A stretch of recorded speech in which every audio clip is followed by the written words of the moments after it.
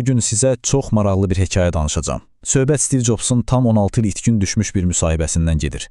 Və ən maraqlısı odur ki, bu müsahibə onun Apple-a o möhtəşəm qayıdışından cəmi 18 ay əvvəl yazılıb. Elə başlanğıc üçün gəlin şirkətin qurucusunun öz dilindən səslənən, demək olar ki, inanılmaz bir proqnoza qulaq asaq. Görün o, öz yaratdığı şirkət haqqında nə deyirdi.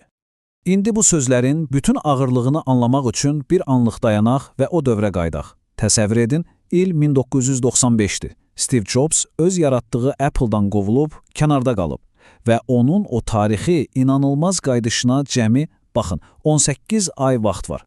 O vaxtlar heç kim bunu təsəvvür belə edə bilməzdi.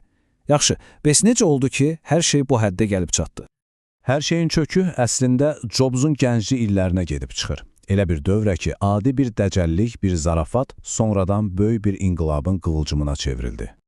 Deməli, o və digər Steve, yəni Wozniak, telefon sistemini həkləmək, pulsuz danışmaq ideyasına tamamilə vurulmuşlar. Bilirsiniz, bu mavi qutular məsələsi. Amma bu sadəcə bir gənclik həvəsi, bir oyun deyildi. Bu əslində onların böyük kəşflərə və yaradıcılığa gedən yolun ilk addımı idi. Amma məsələ heç də pulsuz danışmaqda deyildi. Əsas məsələ tam başqa idi. Onlar başa düşdülər ki, vay be, biz iki nəfər özümüz bir şey düzəldib, milyardlarla dollarlıq nəhəng bir infrastrukturu, bütöv bir sistemi idarə edə bilərik. Bax, bu əsl gücün nə olduğunu anlamaq anı idi. Və vaxt bu inan, bu fikir ki, iki nəfər kiçik bir şeylə nəhəng bir sistemi idarə edə bilər, məhz elə bu fikir birbaşa Apple kompüterin təməlini qoyan əsas prinsip oldu. Hətta ilk kompüterlərini düzəltmək üçün Jobs öz köhnə VW avtobusunu, Wozniak isə kalkulyatorunu satmışdı. Deməli, bax bu kiçik bir şeylə böyük bir sistemi dəyişmək ideyası Jobsun karyerasında bir daha, amma bu dəfə daha həlledici bir məqamda qarşısına çıxacaqdı. Gəlin gedək 1979-cu ilə. Elə bir səfərə ki, bütün kompüter dünyasının gələcəyini həmişəlik dəyişdirdi. Jobs, Xeroxun tədqiqat mərkəzinə, yəni parka baş çəkir və orada ona qrafik istifadəçi interfeysini göstərirlər. Yəni mouse, pəncərələr, ikonlar. O an Jobs sanki gələcəyi görür. Cəmi 10 dəqiqə içində ona aydın olur ki, bir gün istisnasız olaraq bütün kompüterlər məhz belə işləyəcək. Və baxın, bu məqam vizyon fərqini o qədər aydın göstərir ki, bir tərəfdə Xeroxun öz rəhbərləri var. Jobsun onlara lağlağa ilə dediyi kimi toner başları. Onlar bu texnologiyaya baxıb sadəcə bir tədqiqat layihəsi görürdülər. Amma digər tərəfdəki Steve Jobs isə eyni şeyə baxıb fərdi kompüterlərin bütün gələcəyini görürdü.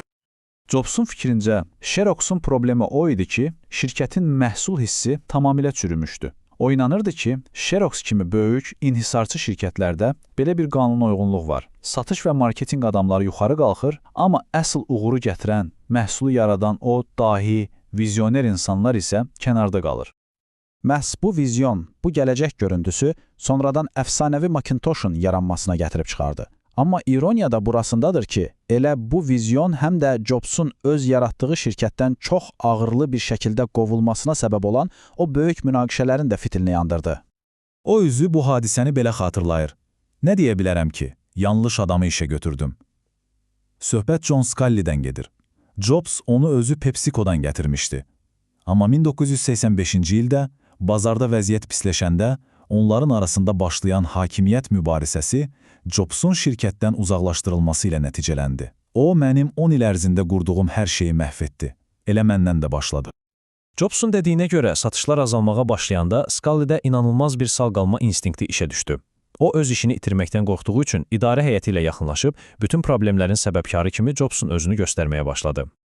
Vəziyyət o yerə çatır ki, Jobs hətta təklif edir ki, mənə bir tədqiqat şöbəsi verin, orada işləyim. Amma cavab qəti olur. Sənin üçün burada heç bir iş yoxdur.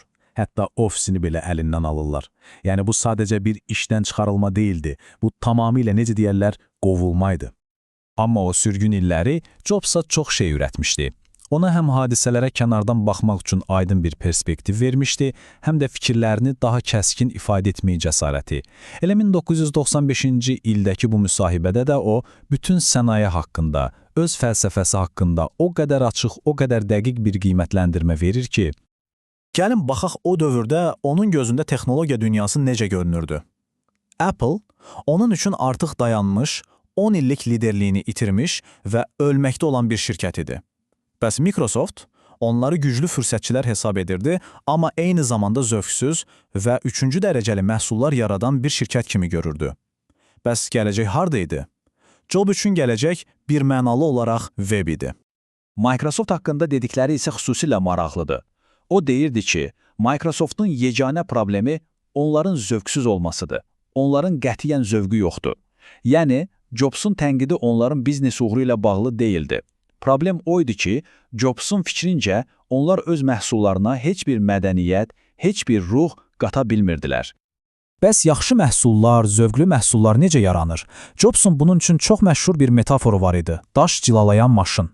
Təsəvvür edin, istedadlı, ehtiraslı insanlardan bir komanda yığırsınız. Onlar bir-biri ilə mübahisə edir, toqquşurlar. Bax, bu proses, bu sürtünmə eyni ilə daş cilalayan maşın kimi xam ideyaları bir-birinə sürtərək hamar, gözəl, cilalanmış daşlara çevirir. Yəni, möhtəşəm məhsullara. Jobs, Picasso'nun o məşhur sözünü tez-tez təkrarlayırdı. Yaxşı sənətkarlar kopyalayır, böyük sənətkarlar isə oğurlayır. Və əlavə edirdi ki, biz həmişə böyük ideyaları oğurlamaqdan çəkinməmişik.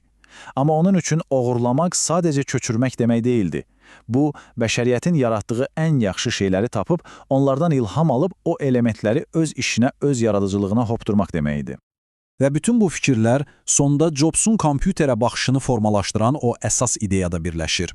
Onun zehnin velosipedi adlandırdığı çox gözəl bir konsepti var. Fikir budur ki, bir araşdırmada heyvanların hərəkət səmərəliliyi ölçülür və insan siyahının ortalarında qalır. Amma velosipedə minən insan bütün digər canlıları dəfələrlə geridə qoyur. Jobs üçün kompüterdə məhz belə bir şeydir. Bizim zehnimiz üçün bir velosiped. Buna görə də o deyirdi ki, kompüter bizim indiyə qədər icad etdiyimiz ən möhtəşəm vasitədir. Onun gözündə kompüter sadəcə bir hesablama maşını deyildi. O, insanların yaradıcılığını və ünsiyyətini gücləndirən, bəşəriyyətin ən böyük ixtiraları ilə bir sırada duran bir alət idi.